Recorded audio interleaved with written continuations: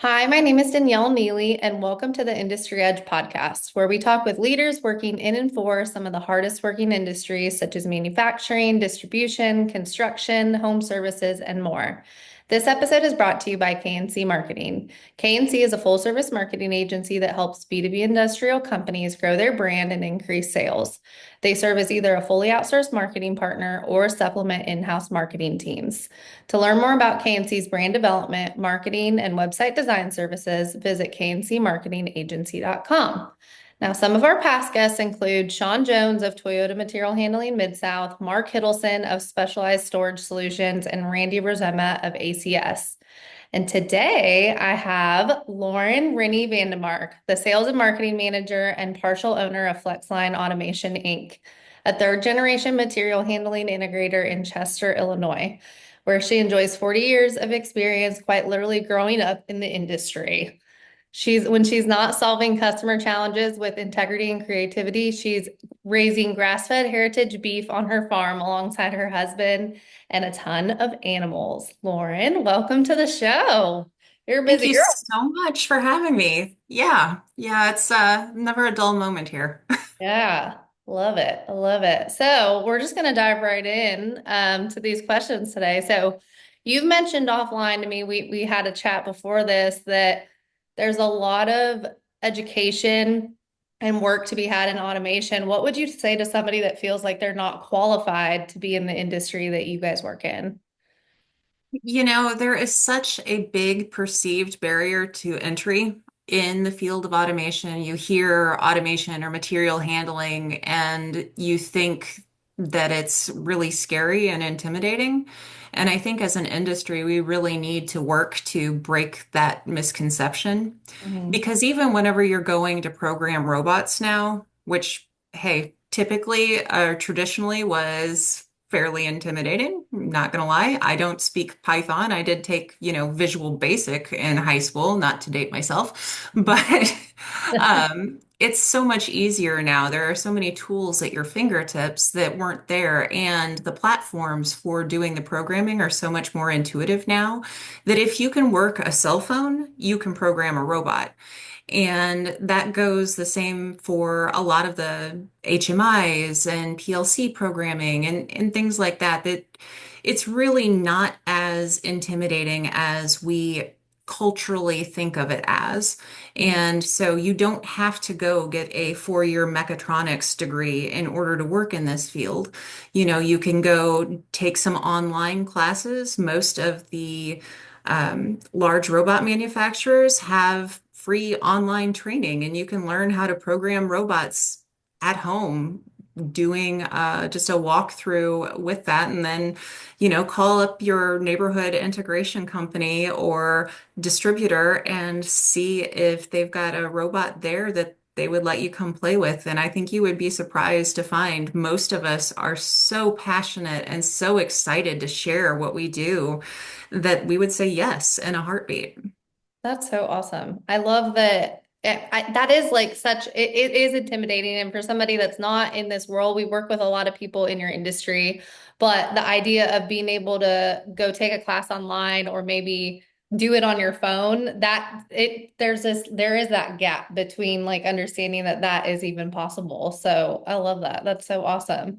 I'd say that do you guys have that challenge with your customers too? Like feeling like they might not be able to access it or like this kind of technology and robotics, like just from a perception of where they're located. Do you feel like that also has a part to play too? Yes and no. Not so much just with location. A lot of times customers, they just don't have the time and the manpower to dedicate to it. And so I'd say that's probably a bigger barrier for them. It's like I've already got so much on my plate. Why on earth would I add another thing to it? And I totally get that. And that's where, integration companies like us come in and we're able to be that single source to do all of the programming, do everything up front so you get a full turnkey system installed. Now, again, the training and the platforms out there now are so easy and intuitive. I really see a lot more companies getting younger people people who are used to programming and things on their phones and just a little more tech savvy and used to those kinds of platforms, coming in and really stepping up and making it their own. You know, historically, most of the companies that I've gone in have always had this like robotics and automation was like this taboo, dirty subject. Like, oh, I don't, I don't want to have to get a robot. I have to get a robot because nobody's coming to work, not I don't want one, was Hmm. honestly a quote that one of the guys, I think he was in Kentucky, had told me whenever I came in to look at a project. And it's like, we've also as an industry got to change this perception that robots are here to steal jobs because that's really not the case. You know, you walk into a facility and you're looking what jobs are dangerous. You know, we want to get people out of harm's way. And that's not just loading a horrible brake press in this really grimy, greasy environment where somebody could lose an arm. It's also, you know, hey, stacking those boxes over your head, that's an ergonomic nightmare. And Hmm. that's going to lead to some long-term challenges. What can we do to give you support or maybe put a robot in those positions so that people aren't in danger? Yeah. And, also along that line, getting rid of some of the really boring jobs out there. Let's put a robot in there who doesn't mind the monotony and let those employees do something that one, you really need a human to be able to think through and get some of those higher processes going on, but also, you know, give them something a little more rewarding to do and make your employees have a better work environment or really allow them to have a better work environment. Hmm. That's something historically that we're not great at here in the US. And I think that the newer employees to the workforce are going to require that really. And so we've just got to change that mindset that you're losing a job because it's the job that nobody wanted to do anyway. Yeah. That's And it's creating a job that somebody actually does want to do. Yep, that's so true. Like that, and you're right. Like, nope, I don't want to, nope, I don't want a robot. I don't want a AI in here. It's like people shut it down the minute that they hear it, but you're like, if you're really actually thinking it's not going to replace, and that's actually a question that I had for you is, how are you guys addressing those concerns currently? So like if you do walk into a place like that, and you like, especially not even, I would say like upper management and owners and bit like operations people, but the people that are actually doing that work and how are you teaching them and showing them that it's an opportunity to help them and grow their career and be able to expand what they do versus that threat that people kind of feel. How are you guys currently addressing that? And then when a company does decide to work with you guys, like, is there ongoing training and things that you guys provide to be able to ensure that those people feel, supported and valued and all of that? How are you guys handling that? Yeah, so one, we really try to approach everything with empathy. You Hmm. know, I I can remember, and that's kind of embarrassing, but I can remember standing outside of City Hall whenever I was a kid, learning that we sold and programmed and installed robots and just having a breakdown myself as like 8-year-old me thinking that we were taking jobs away from people because I really didn't understand what we did at that point. And Hmm. so like Yeah. I understand that knee jerk like oh my God this is scary Hmm. sensation. And so anytime I talk to anybody about it, I mean, empathy is always where you have to lead with that. Yep. And also, I really encourage any of the companies that we work with to kind of take an incremental or a step approach. Because no matter how many times you tell someone, like, this is going to make your life easier, until they actually get some exposure, there's really no convincing someone, especially whenever they're having that kind of aversion to the idea. You really have to kind of baby step into it. And so if you can get one part of the process automated, Hmm. say instead of having to manually tow a cart around, you're able to implement an AGV so it takes the carts for you. And so you're not walking 3.5 miles back and forth lugging things from shipping and receiving, get something in there small, proven, Mhm. and that will work and make your employees' lives easier so that they can see that that's what you're really trying to do.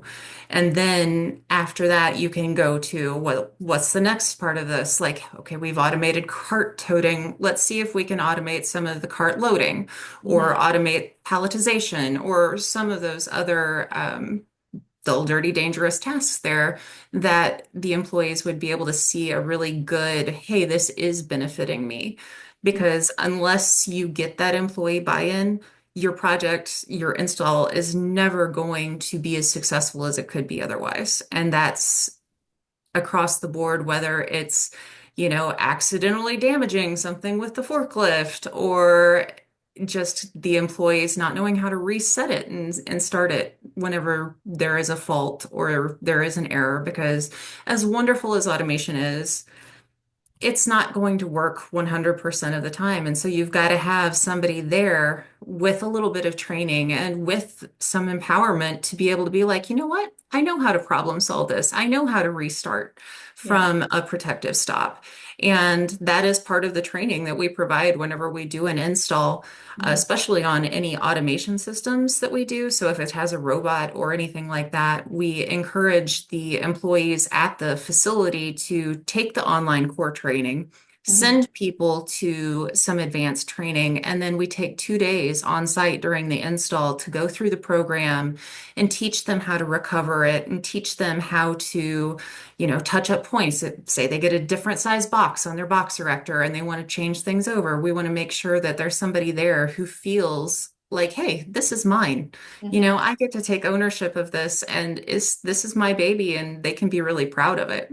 Yeah, I love that. That's so true. And I think you brought up something super interesting that why people feel like they have to jump all in and have a fully automated work environment versus like taking that stepped approach of like, okay, let's try one thing. Do you feel like when you guys, meet with a new customer, is that kind of how you typically approach most of your customers? Like, hey, let's start small and work up, or do you feel like is it kind of a mix? Like some people that want to just start small and with maybe a couple things that they automate and integrate and then they move up and keep going, or is it somebody that's like, come in and look at my whole facility and tell me what we can automate and you kind of have a bigger project? What is the typical with the customers you guys are working with? You know, there isn't really a typical, unfortunately. One size fits all is not what integration is about at Hmm. all. Um, so we work with companies that have whole automation departments, and we work with companies where they've never seen a robot in person. Right. Um, we do try to go in and get a big picture of the Mm. facility because even if, we're only doing one thing right now and we're looking at, hey, we just want to install a conveyor, 5, 10 years from now, the likelihood is that that plant will want to do some other sort of automation in that process. And if we can kind of design the system with growth in mind, Hmm. that makes it a much better solution across the board. And that's one of the really cool things about using like the modular tabletop conveyor systems that we use primarily is how reconfigurable and easy they are to modify. Like you don't just have to scrap them if you change layout and change Hmm. product flow and everything, which is really cool. But yeah, I mean, you ideally want to have that kind of perspective and that kind of insight and the relationship with that customer to really see their vision of how they're wanting to grow.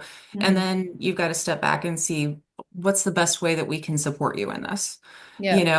And is the best way, am I the best person to support you in this, or do I need to introduce you to somebody? Hmm. Because one nice thing with having the 40 years of experience is knowing one, where we are rock stars, and two, knowing all of the other rock stars in the industry that we can pass that off to, because collaboration is not just the buzzword for robots. Like that is really what it's all about. Pulling in vendors when you need it. You're like, hey, we're not the right fit for this, but we have somebody that we can Oh, pull in. People respect that heck and they yeah. honor that. Like, so that I love that. So shifting gears a little bit, I am also a family business owner. So you work alongside with your mom, and my business partner is my cousin. And a lot of people have something to say about working with your family, whether it's like, oh, they're the best, or I'm curious, what are one to two things that you've really grown to love and appreciate for working in the family business versus going that large corporate route. So, whenever I graduated from undergrad, I came back to work at FlexLine. Hmm. And I will be completely honest, I didn't appreciate it nearly as much as I do now. I came back, I'm a millennial. I graduated from undergrad in 2008. So was I grateful to have a job? Absolutely. Um, but was I as appreciative of all of the flexibility and all of the intangible benefits that working in a family business or a small business in general give? Absolutely not. Then I went and I got my master's in marketing at Mississippi State. And while I was there, the fact that I was one so far away from home and unable to come back just at the drop of a hat and see everything and be with the people that I cared about, like that really gave me a lot of insight and a lot of perspective as to what my values were. Hmm. And that realization and all of the work that I did then, led me to realize that, hey, you know what my priority is? My priority is being able to be there with my family. Hmm. And whenever I did come back and was hired back after grad school, after my mom did make me get hired on through a temp agency. Again, she did not want to hire me back. And fortunately, we had a really big conveyor project that dad was like, no, I need somebody to do some project management on this because we just don't have the people. And so that was the only reason that I managed to get hired back. Oh my gosh. Um, but I was able to go to breakfast with my grandpa. He would roll up, and so he and my grandma and my parents all started FlexLine together. Hmm. And so I had grown up with grandma pretty much watching me and taking care of me in addition to answering phones, while the rest of them did more of the more hands-on tasks. And Grandpa was always on the road. He was an engineer, and so he was doing a lot of sales and a lot of installs and things of that nature. So whenever I was a kid, he wasn't around a whole lot. And then Grandma unfortunately passed away whenever I was in high school. But whenever I came back from being in Mississippi, Grandpa would roll into the office because he was retired at this point, and I would never be able to eat breakfast because I never knew whenever he would show up and be like, "Hey, you want to go get breakfast?" And it was wonderful to be able to leave at like 9, 10 o'clock in the morning, go have a nice leisurely breakfast with him, and then come back and catch everything up that I missed. And now, even though both of my grandfathers have now since passed away, I'm able to leave and go see my grandma, who's unfortunately in a nursing home at this point. I'm able, whenever the neighbors call and my cows are out, to run home and put cows Hmm. in or meet the vet at the drop of the hat. The flexibility that I'm able to have is really invaluable given my lifestyle and my priorities.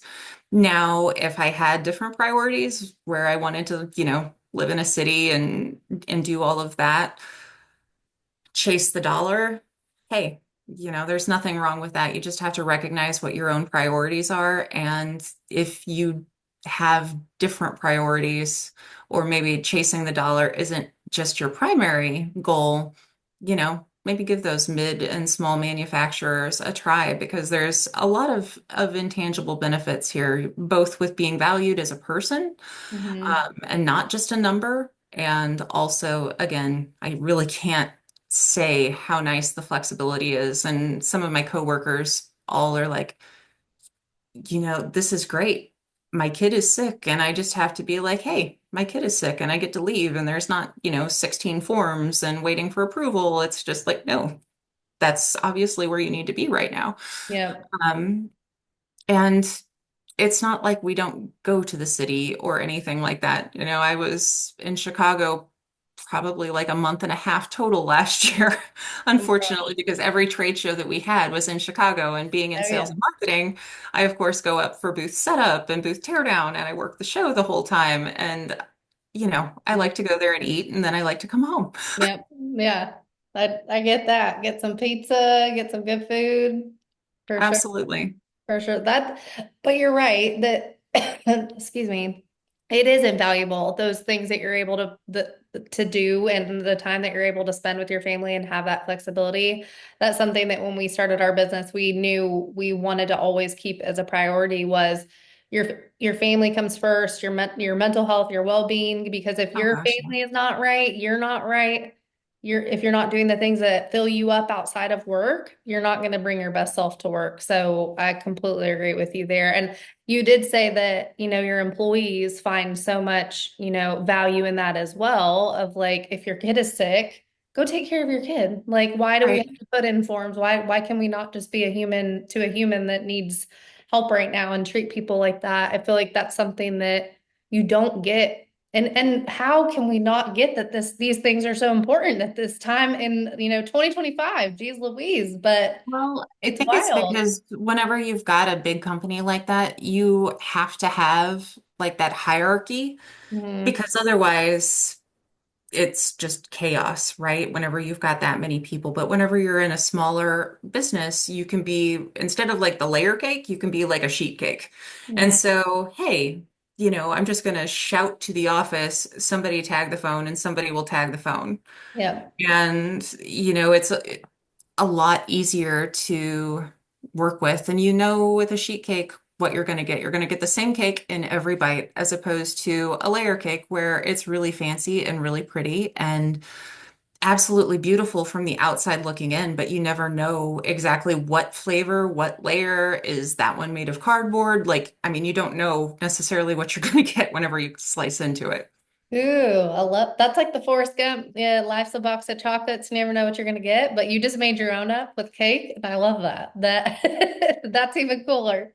That's so true though. You get and then people are, I don't know, I have a smaller team as well. We're small, we're mighty. We have various like vendor contractors as well, but there's something that the camaraderie that you get when you do have a little bit of a smaller tight-knit team. It's like the willingness to help and step up, if somebody is sick or their kids are sick. So being able to do that, you have a lot more of that camaraderie versus that's not my job. That's Yeah. not my job. Like that's not what it's about. It's about we know this needs to get done or this activity and we need to love on the person that needs it right now and be there for them. Yeah. And however that needs to happen, it needs to happen. So that's amazing. Well, I think it's because whenever you're in a smaller business, you have more personal relationships. It's Mhm. not just like, oh, well, I see this person occasionally at the Christmas party or in the break room. Mhm. I know their wives, I know their spouses, I know their dogs whenever they Yep. bring them because they've got to go to the vet later that day. I mean, Mhm. we know each other. We are more, you say family business, and yeah, I work with my mom, I work with my dad, I work with my husband. But I also work with a lot of employees that are family. Whenever I first started back here in high school working summers, it was heartbreaking at the time because I was out in inventory and the guys didn't know I was there. And one of the guys was like, ah, God, are we running a daycare? Like, what's going on? And they thought that because they literally watched me grow up. I've known these people 30, 40 years at this point because they've been around. And it's wonderful that we're able to be the kind of workplace where we have employees that have been with us for 30, 40 years. Mhm. But also, it's wonderful now as someone who is almost 40 and who has had some time to get a little bit of credibility with them. Um, Coming in as a high school student or as just a fresh out of college, like there's nothing quite like being like, okay, you guys, this is my sales presentation or this is my idea for marketing or something. And they're like, yeah, you're 12. Like, really? Um, so it's both wonderful and horrible. I mean, I can say that it's not always sunshine and roses, but overall, I wouldn't trade it for the world. Hmm. You know, when push comes to shove, no one is going to have your back like family does. And that's the family that you create and the family that you're born into. And I am blessed to be able to work with both of them.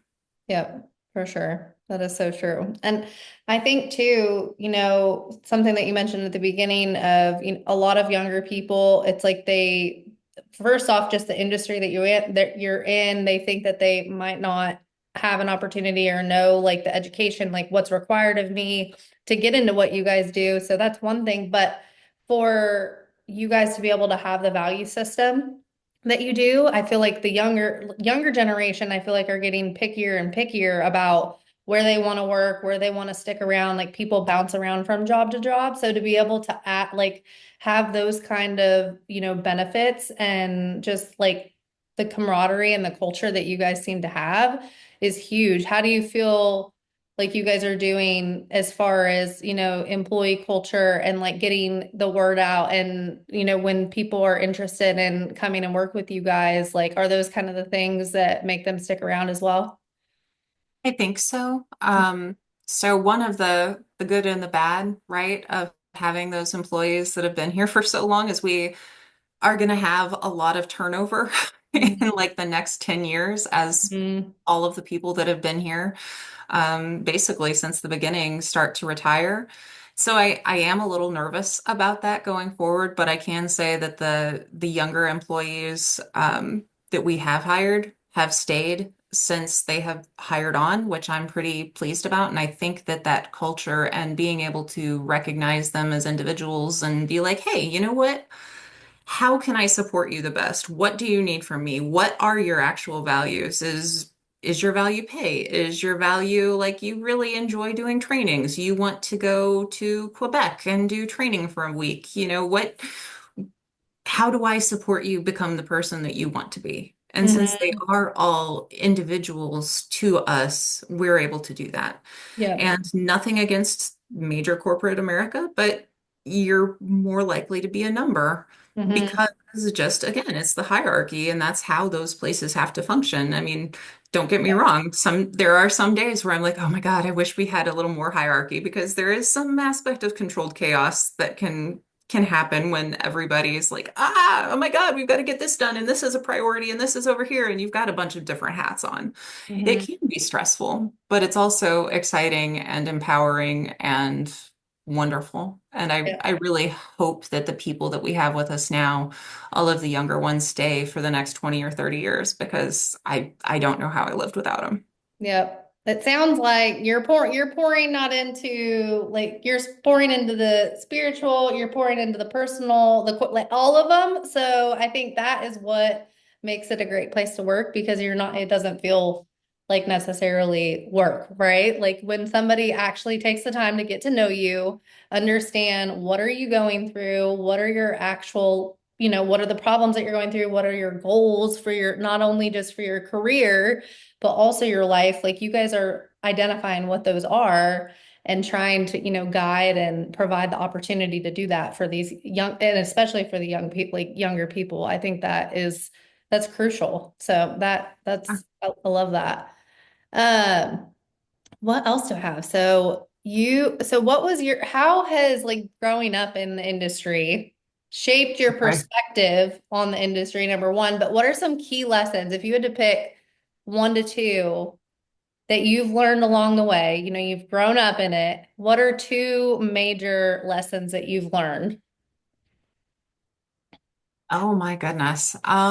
So growing up in the industry, one, it's a really small industry. You Mhm. might think that it's a huge industry, but whenever you get right down to it, almost everybody who's been in the industry for a while does know each other. So, just be cognizant of that. If Mhm. you are frustrated with someone, you're probably going to run into them again down the road, or at the very least, know or run into someone who does know them. So, um, be friendly at pretty much all times and be aware that, hey, Mhm. everybody's got their own stuff going on Mhm. and don't take everything personally. And I think that's really the biggest thing and probably one of the hardest things for me was just not taking everything personally, learning because I wear my heart on the sleeve. I was the one who couldn't sit through the Disney movies whenever we had them in grade school because I would just wind up sobbing at Dumbo and have to go sit in the hallway. Same. And Oh my so gosh, it's so sad. it's true. I still can't think about it too much or I will tear up like to Hmm. this day. But so, the first time that I had somebody yelling at me on the phone because their line was down and they were stressed and they were venting all of that at me. It was really, Hmm. really hard for me to not, internalize that and Yep. just be a wreck over it. Hmm. But really not taking anything personally, whether that's somebody making a joking comment or somebody having a really bad day and taking it out on you, you know, that's Hmm. the best advice that I could give anyone going to work, I think, ever. At Yep. least somebody who also cries at Disney movies. Yep. I'm with you, girl. I've watched Dumbo with my 4-year-old, like, and we had to turn it off. I was like, this, I didn't, was like, which they give you the No, message now at the beginning of Disney, like, we know this is not okay and not, but, and we watched it and we had to turn it off. It was terrible. So yes, totally Fox and the Hound, Lion King, like any of the agree. classic Disney, I'm just like, oh my God, I can't do it. Oh yeah, it's so soft, so sad, so awful, but Oh, that is unbelievably true though. You never know. We've all had those moments of like where you just happen to be the brunt of something, but what me and my husband talk about this, it's the reason the reason for the blow up or the reaction for the blow up is not necessarily the reason that they're telling you, right? So like exactly what you're saying of they're mad about this conveyor. Like, nope, there's probably a lot of stuff going. Maybe they had a really bad morning at home, or maybe they're not feeling good. There's so many more deeper things. So if you can take that very human approach and be like, and separate yourself from it, because I also am a very emotional person as well. And so I take those things to heart and I'm like, I might cry about it later, but at the end of the day, I know that it wasn't targeted towards me. If you can understand that, that's such a good quality to have. So that's, absolutely. And that doesn't necessarily mean just shut up and take it. mm-hmm, You can have compassion and empathy for where they are and be like, "Hey, you know what? I understand that your mm-hmm, line is down and that's really stressful for you, and I'm trying to help you with that. And I can hear your boss yelling in the background, and I am really sorry that you're in that situation right now, mm-hmm, but that still doesn't mean that I don't need the information that I'm asking for in order to be able to help you. So mm-hmm. be Right. nice to me because I'm trying to help." Yep. Yep. For sure. For sure. Um, so wrap it up. If this podcast could inspire just one major shift, so if you had to pick one, we've talked about a couple, but how, like a major shift in how people view the industry, manufacturing, automation in general, what do you think, hope that that would be? I would really hope that it would be with high school students or individuals maybe who live in underserved areas, whether those are inner city without access to resources or rural areas without access to resources, or at least access to the same resources that other kids or individuals might have. I would really, really, really love it if all of those people could see the opportunity that automation and manufacturing and even AI are going to have for all of us because it is exciting and it is not as scary once you get into it, I promise. And I say that as someone who drives our engineering team absolutely bonkers whenever I'm like, well, but it's just moving that from that place over to this place. Like I don't understand why you guys are overcomplicating it. Um, because really, that's what we do. Mhm. Um, but if we could just break it down and keep those people in mind for jobs, because a lot of times if they're not stepping up and putting their names in the hat, and so you really have to go out and be like, you know what? you'd probably be really good at this and really be the voice and get out there and whether it's a student or someone listening to this podcast that gets inspired, or whether it's maybe another professional that's like, you know what, I'm gonna talk to my barista about what I do and Mm-hmm. and just kind of share the word. That would be great. Yep. Talking about it more, being fired up about it. Like that's how you inspire people to get involved as well. And you can feel that with talking to you about it. So I think you guys are on the right track. I love the answer to that.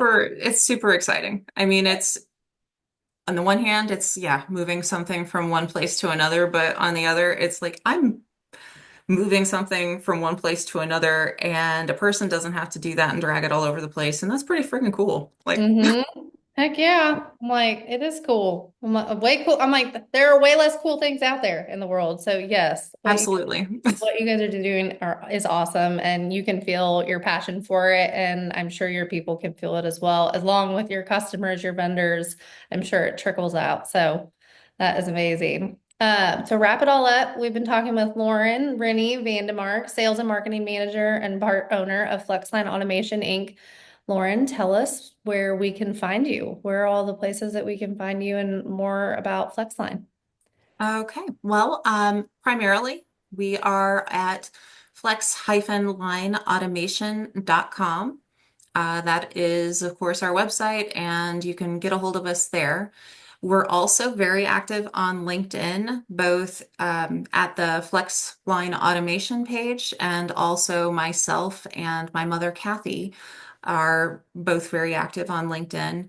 And probably the oddest, but arguably the most fun, if you're not me, I would recommend anybody follow my mom on TikTok. She is the conveyor cougar, and she has a lot of fun, but she also puts out some really cool material handling videos, and for the most part, puts pretty good music to it. So Yeah, we love that. I can't, and I will be talking with Kathy, your mother, the conveyor cougar, very soon as well. So everybody will definitely need to tune into that episode too. Awesome. Well, thanks for sharing that. And thanks again so much for being on the show. This was great. I appreciate your time. absolutely. Thank you again so much for having me. I would love to chat with you anytime. Awesome.